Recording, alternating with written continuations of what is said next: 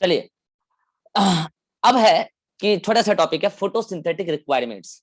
अभी मैंने आपको कुछ एक्सपेरिमेंट के जरिए मैंने आपको प्रूफ कर दिया कि फोटोसिंथेसिस के लिए क्या क्या चीजों की रिक्वायरमेंट है। कोई बताएगा क्या क्या प्रूफ किया मैंने अभी? 4 मेजर चीजें। यस, बताओ। सनलाइट, हाँ, सनलाइट। वाटर, हाँ, water. CO2, CO2। Chlorophyll. Chlorophyll. बहुत बढ़िया। तो इसमें से ये 3 आज हम पढ़ लेंगे और एक ये कल पढ़ेंगे, ठीक है? और मैं आपको बता देता हूँ, इन तीनों ही वाटर, सनलाइट और CO2 के बारे में जो भी हम इन्फॉर्मेशन लेने वाले हैं, ऑलरेडी वो इन्फॉर्मेशन हम लोग ले चुके हैं ऑलरेडी। बस उसको क्या करने वाले हैं, एक टिक टिक करने वाले हैं फॉर्मेलिटी नोटबुक से, ठीक है? उसको मैंने एक अलग जगह लिख दिया है, तो उसको ऑलरेडी मैं पढ़ा चुका हूँ, बस एक फॉर्मेलिटी निभाऊंगा, एक आधे पॉइंट होगा उसमें नया। चलो ठीक है। तो उसमें सबसे पहले हम आपको एक्सप्लेन करने जा रहे हैं फोटोसिंथेटिक रिक्वायरमेंट्स में CO2, कार्बन डाइऑक्साइड। ये पेज गलती से छूटा था, ठीक है? एक्चुअल में यहाँ पे मुझे हैंड रिटन लिखना था, फिर मुझे लगा कि पेज चिपका दूंगा तो काम चल जाएगा, तो फिर मैंने पेज चिपका दिया। आया समझ में? तो वो पेज है नहीं किसी काम का।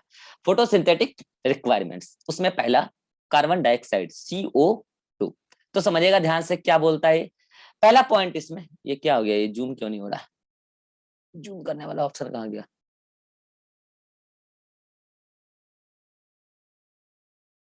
ये जूम क्यों नहीं हो रहा है?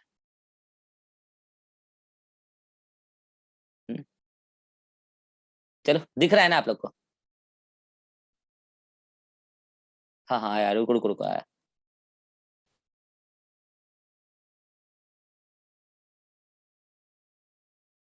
Just wait a minute, zoom कर रहा हूँ इसको। हम लोग जूम कर लिए हैं सर। हाँ, इधर से भी जूम करते रहे, डोंट वरी।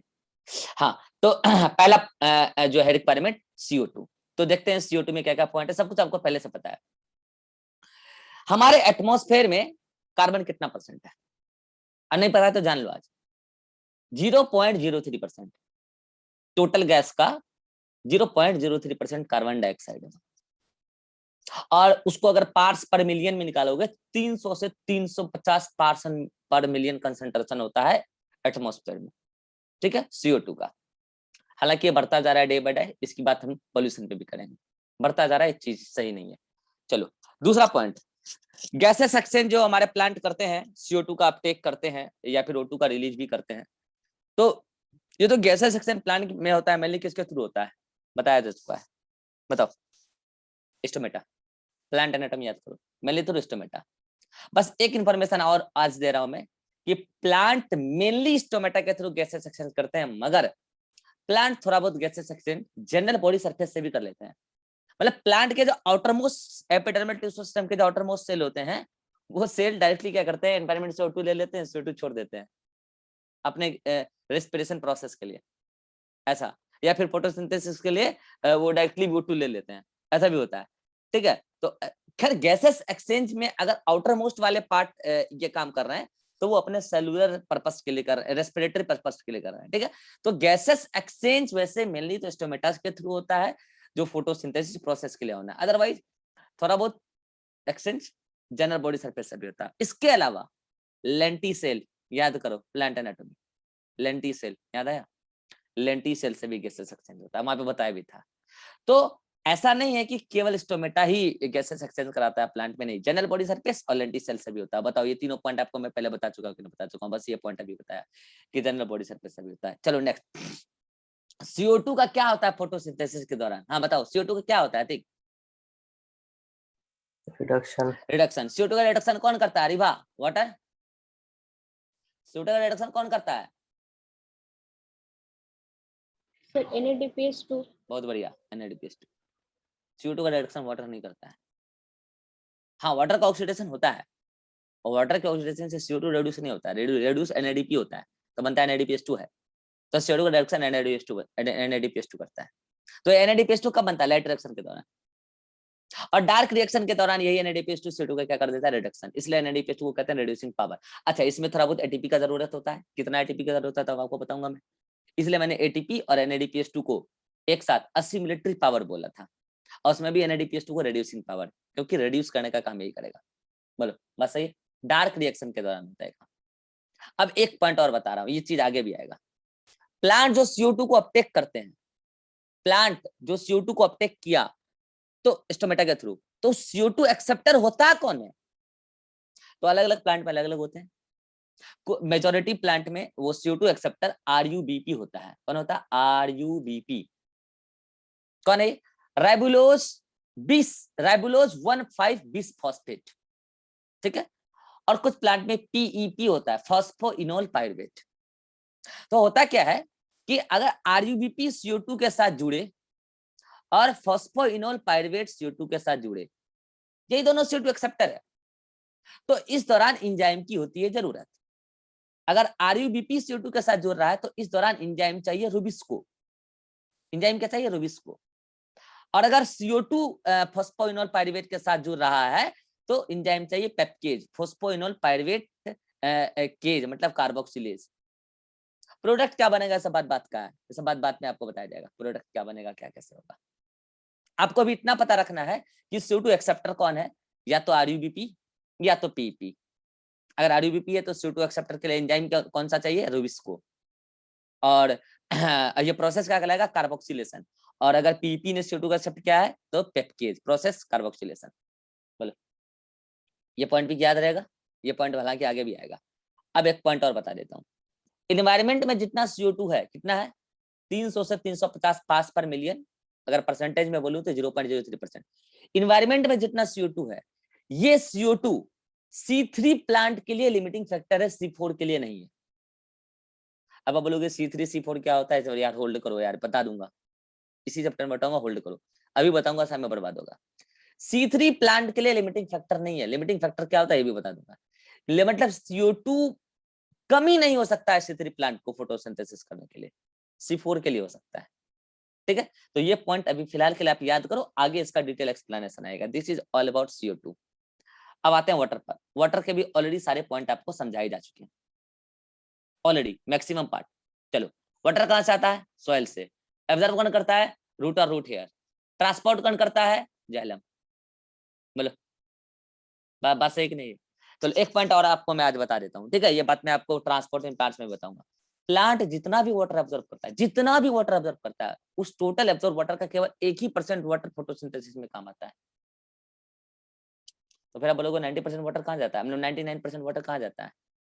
आप विश्वास नहीं करोगे, उतना वाटर ट्रांसपिरेशन में लॉस कर देते हैं। तब बोलोगे जब लॉस करना था तो ऑब्जर्व भी क्यों किया? इतना बड़ा लॉस कोई यूं ही नहीं करेगा, कोई पर्पस होगा।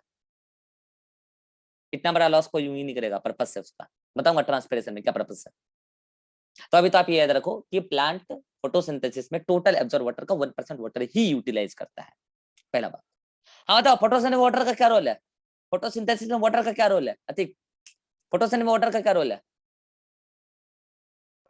हाइड्रोजन डोनेट करता है, हाइड्रोजन देता है, ऑक्सीडेशन यानी कि होता है। इलेक्ट्रॉन प्रोटॉन डोनर है। क्यों बोलो? इलेक्ट्रॉन प्रोटॉन डोनर है।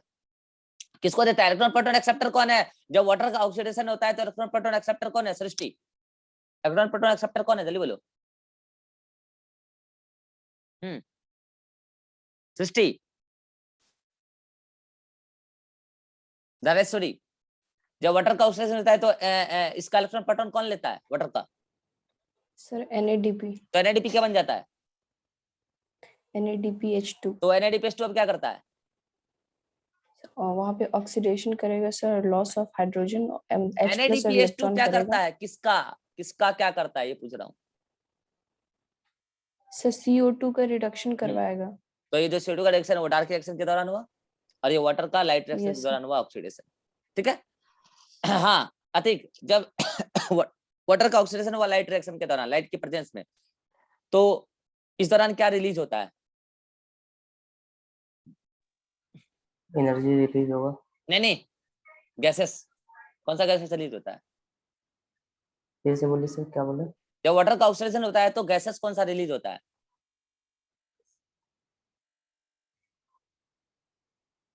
अरे भैया, वाटर से इलेक्ट्रॉन प्रोटॉन निकालो, इधर से गैस कौन सा निकल जाएगा? O2 रिलीज होगा। इस बात को पहली बार किसने कहा था? पहली बात तो sir Karl bond Van Niel ने इस बात को एक्सपेरिमेंटली किसने प्रूव किया था? जोसेफ प्रेस्टले, उनके 3 स्टूडेंट, उनके 3 स्टूडेंट हैं। रुबेन कामिल और हसीद हसीद ने, आसिद, ठीक है। ये 3 स्टूडेंट हैं, किस चीज को यूज करके? रेडियो एक्टिव ऑक्सीजन एटम को यूज करके, O18 को यूज करके। हाँ बताओ, फोटोसिंथेसिस बैक्टीरिया में भी होता है, वहां इलेक्ट्रॉन प्रोटॉन डोनर वाटर नहीं होता है, कौन होता है रिबा? H2S। पहली बार दुनिया में ऑक्सीजनिक फोटोसिंथेसिस किसने किया, यानी कि वाटर को as electron proton donor use करके O2 रिलीज करने वाला पहला ऑर्गेन दुनिया में कौन है? कौन है?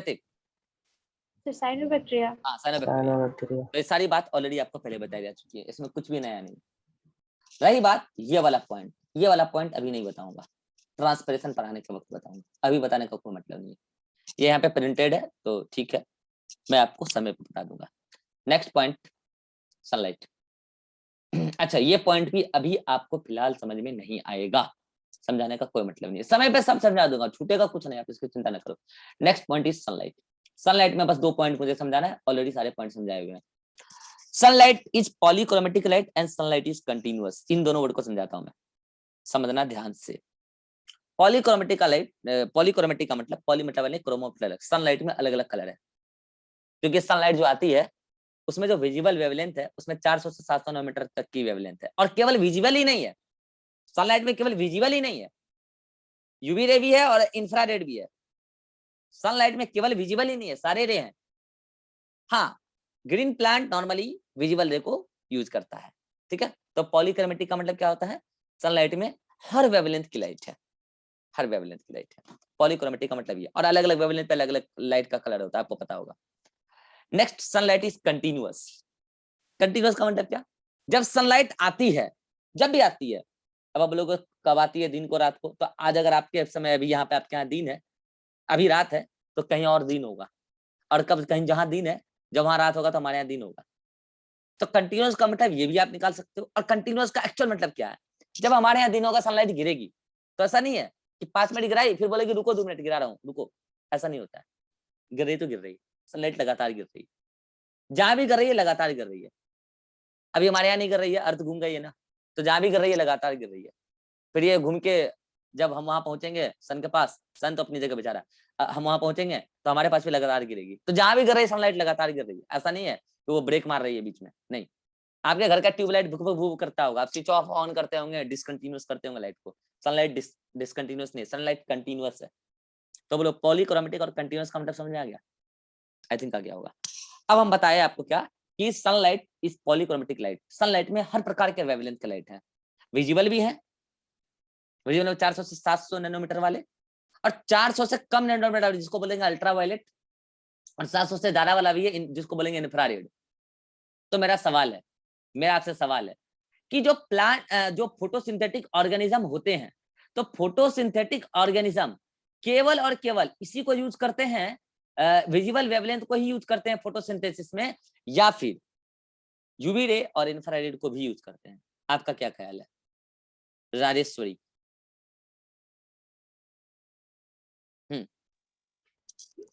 यस सर, हम यहाँ पे देख लिए थे सर, तो अच्छा, देख लिए थे, उससे पहले क्या पता था वो बताइए सर ईमानदारी ये से। पता था कि विजिबल लाइट में करेगा सर। विजिबल लाइट में करेगा, ठीक है। अब देख लिए तो फिर तो कोई मतलब ही नहीं है। तो ज्यादातर बच्चों को यही पता होता है कि फोटोसिंथेसिस केवल विजिबल वेवलेंथ में होता है। आपसे ये नहीं पूछा गया है कि ग्रीन प्लांट में फोटोसिंथेसिस किससे होगा। ग्रीन प्लांट में most of the photosynthetic organism जो है, ग्रीन प्लांट विजिबल वेवलेंथ में ही करते हैं, ये सत्य बात है, और केवल विजिबल में ही करते हैं। अगर आपसे ये पूछा गया कि फोटोसिंथेसिस किस किस लाइट में हो सकता है, सारे लाइट में हो सकता है। कोई ऐसा भी है जो यूवी लाइट को यूज कर रहा है, और कोई ऐसा भी है जो इंफ्रारेड को यूज कर रहा है। अच्छा, यूवी लाइट को कौन यूज कर रहा है? खतरनाक लाइट है भाई साहब, वेवलेंथ कम है, एनर्जी बहुत तगड़ा वाला है, ठीक है। तो कौन यूज कर रहा है इसको? वो ऑर्गेनिज्म यूज कर रहा है जो अल्ट्रावायलेट को टॉलरेट कर सकता है। अंदाजा लगा लो कौन होगा। जाहिर सी बात है, अलगी, रेड अलगी, रेड अलगी, क्योंकि उनके अंदर पिगमेंट क्लोरोफिल नहीं है। रेड अलगी का पिगमेंट ही अलग है, उसका पिगमेंट हाई इंटेंसिटी का लाइट को अब्सॉर्ब करके इलेक्ट्रॉन एक्साइट करा सकता है, और उनके पिगमेंट को किसी प्रकार का कोई नुकसान नहीं होगा। वो अल्ट्रावायलेट को ऑब्जर्व करता है, रेड एलगी। ठीक है, ऐसे ही इंफ्रारेड को कौन ऑब्जर्व करता है? उसकी वेवलेंथ बहुत ज्यादा है और इंटेंसिटी बहुत कम है, उसको कौन करता होगा? जो जितने भी बैक्टीरिया है फोटोसिंथेटिक बैक्टीरिया, वो सारे जितने भी फोटोसिंथेटिक बैक्टीरिया हैं वो सभी बस किसको? वो साइनोबैक्टीरिया को छोड़ के, मतलब ब्लू एलगी को छोड़ के सभी बैक्टीरिया के पास ऐसा क्लोरोफिल पिगमेंट नहीं है। उनके पास तो कौन है? बैक्टीरियोवायरिडीन है, बैक्टीरियो क्लोरोफिल पिगमेंट है, बैक्टीरिया का अलग क्लोरोफिल पिगमेंट सिस्टम होता है, वो है। तो वो लोग इंफ्रारेड को यूज करते हैं। अब बाकी जितने यूकैरियोटिक फोटोसिंथेटिक ऑर्गेनिज्म है सब विजिबल वेवलेंथ यूज करते हैं। ठीक है, तो आप देख लो ये रेड एलगी क्या यूज करेगा और बाकी फोटोसिंथेटिक बैक्टीरिया किसको? साइनोबैक्टीरिया को छोड़ के। अच्छा, सभी का पिगमेंट देखो, यहाँ तो पिगमेंट क्या है? विजिबल वेवलेंथ के लिए क्लोरोफिल है। रेड एलगी के लिए, रेड एलगी जो यूवी रे को यूज करेगा फोटोसिंथेसिस के लिए, उसके पास फाइकोइरेथ्रिन है। फाइको मतलब एलगी और इरेथ्रो मतलब रेड, रेड एलगी। उसके पास जो पिगमेंट है वो रेड एलगी। क्यों बोला उसको? क्योंकि उसकी वजह से तो पहली बार रेड कलर है और वो रेड एलगी के पिगमेंट ही केवल यूवी रे को ऑब्जर्व करके फोटोसिंथेसिस करा सकते हैं, इसलिए पिगमेंट का नाम पड़ा फाइकोइरेथ्रिन। ये एलगी में भी आएगा और आप पढ़े भी होगे, बस कनेक्ट नहीं कर पाते हो, ऐसा नहीं कि पढ़े नहीं होगे। हाँ, इंफ्रारेड, इंफ्रारेड को कौन यूज करेगा? नॉर्मल बैक्टीरिया, साइनोबैक्टीरिया को छोड़ के। पिगमेंट कौन सा उसका? बैक्टीरियो क्लोरोफिल, अलग सिस्टम होता है उसका क्लोरोफिल का, मैं बताऊंगा बैक्टीरिया में, कल भी बताऊंगा थोड़ा बहुत। और बैक्टीरियोवायरिडीन, ये भी bacterial chlorophyll pigment, bacteria photosynthetic pigment है। अब बाकी सारे 400 से 700 वाले यूज करते हैं, जिसको बोलते हैं पार, फोटोसिंथेटिकली एक्टिव रेडिएशन, याद है? और मैंने याद करो ये भी बता दिया था कि विजिबल वेवलेंथ का केवल 1 से 5% जो इंसिडेंट सोलर रेडिएशन है उसका 1 से 5% ही यूज करता है प्लांट फोटोसिंथेसिस में, और पार का 2 से 10% ये इकोलॉजी में ऑलरेडी एक्सप्लेन की जा चुकी है। सृष्टि, नहीं समझ में आया तो सुन लो। जो टोटल सनलाइट गिरता है सूर्य भगवान से उसको बोलते हैं ISR, इंसिडेंट सोलर रेडिएशन। उसको मान लो 100%। उसका जो नॉर्मल प्लांट के पास हम बात कर रहे हैं, मोर देन 50% पार्ट काम का नहीं है और लेस देन 50% पार्ट काम का है, तो इसको 50-50 मान लो अप्रॉक्स। ठीक है, तो यही काम का है जो फोटोसिंथेसिस में काम आ सकता है, तो इसको बोलते हैं फोटोसिंथेटिकली एक्टिव रेडिएशन। अब इस फोटोसिंथेटिकली एक्टिव रेडिएशन का इसका 2 से 10% प्लांट फोटोसिंथेसिस में यूज करता है। तो मुझे बताओ इंसिडेंट सोलर रेडिएशन का कितना यूज करता होगा?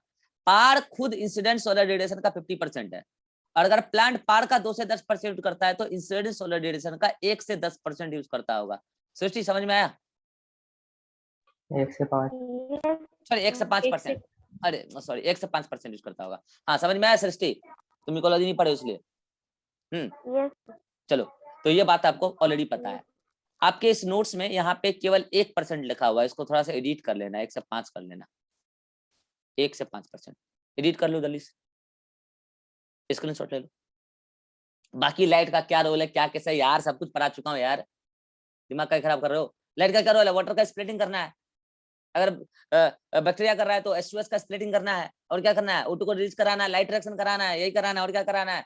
लाइट रिएक्शन करा के NADPH to ATP बनाना है, लाइट रिएक्शन चला के, उससे डायरेक्ट रिएक्शन चलेगा, बस यही।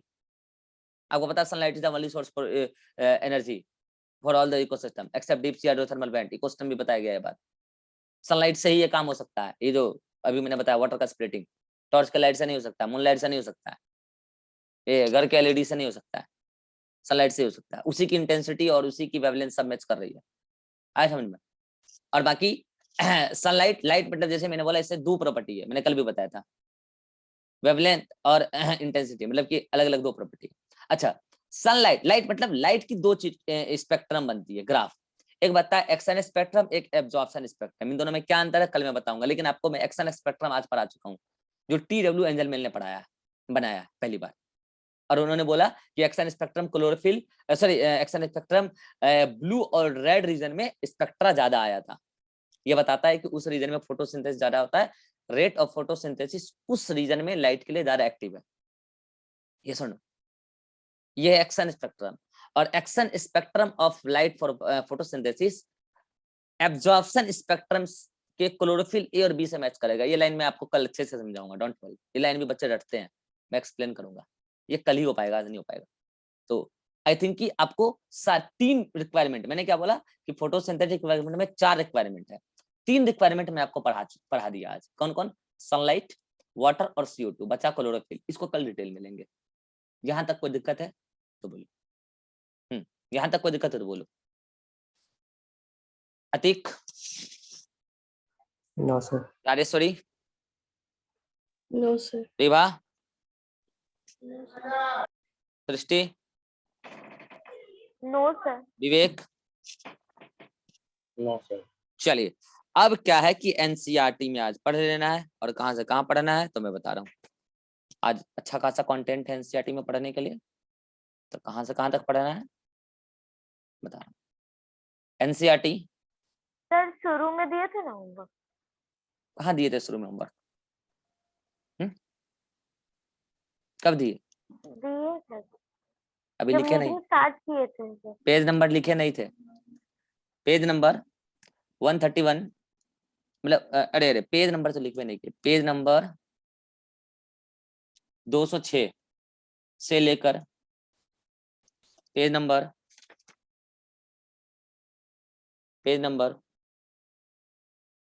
209 यहाँ पर कहां से पढ़ना शुरू करना है बता रहा हूँ। हेडिंग नंबर 13.1 से यहाँ से पढ़ना शुरू करना, और यहाँ पे कहां तक पढ़ लेना है? हेडिंग नंबर 13.3 के ऊपर तक, के ऊपर तक। चलिए, जो बच्चे एंजाइम नहीं देखे हैं, जो बच्चे बेसिक कंसेप्ट्स और फोटोसिंथेसिस एंड सेलुलर रेस्पिरेशन नहीं देखे हैं, मैं आपको मंडे तक का समय दे रहा हूं। मंडे तक आप किसी भी हालात में देख लेना।